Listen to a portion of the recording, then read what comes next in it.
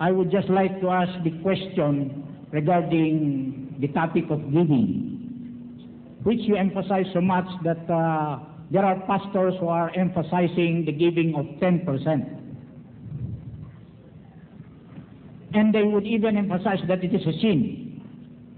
And if you give less than 10%. And you are going to hell if you fail to give the 10%. I'm just wondering, brother, that since they are preaching that it's a sin when you give less the 10%, I did never hear them saying that it is a sin to give more than 10%. They enjoy receiving more than the 10%. For a fact, they say one of my co-panelists in the program of Don Manolo Pabis in DCWB way back in the 1980s said, if you are going to give less than 10%, then you are sinning a great sin against God.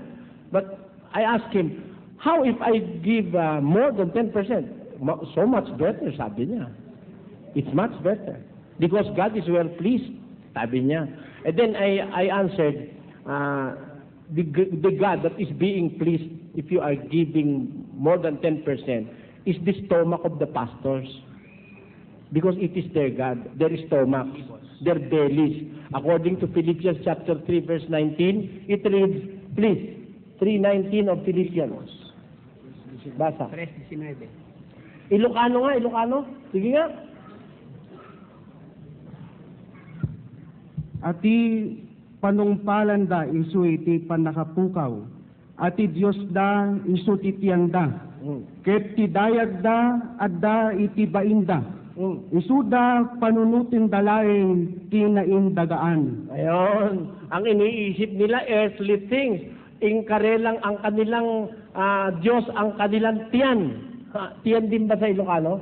Tiyan din ba? Oh. Tiyan po. O ikaw, sa English kapatid na Zoren. Whose end is destruction, whose God is their belly, and whose glory is in their shame, who mind earthly things. Ayon. Their God is their bellies. Kaya natutuwa naman pagka marami silang binibigay, higit sa ikapo. But if we are going to take the interpretation strictly from biblical point of view, it is said in chapter 12, verse 32 of the book of Deuteronomy, pakibasa kapatid na, what thing soever I command you, observe to do it. Thou shalt not add thereto, nor diminish from it. Ayan. Thou shalt not add thereto, or diminish from it. Whatsoever I have commanded you, do it. Do not add anything to it, nor diminish. Ibig sabihin po nun, kung talagang ang utos ay 10%, then you have to give exactly 10%. But the question is, the 10% law is not anymore applicable during the Christian era, because Jesus Christ, through the gospel, is teaching us how to finance the work of God on earth. In 2 Corinthians chapter 9, verse 7, it says, basa, magbigay ang bawat isa ayon sa ipinasya ng kanyang puso.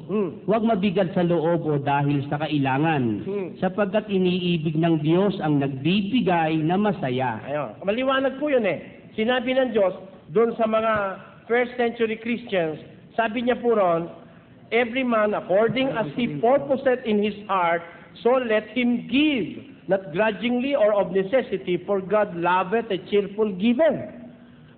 Give according as his heart purposeth, according to the dictates of his heart. Therefore, it is not 10%.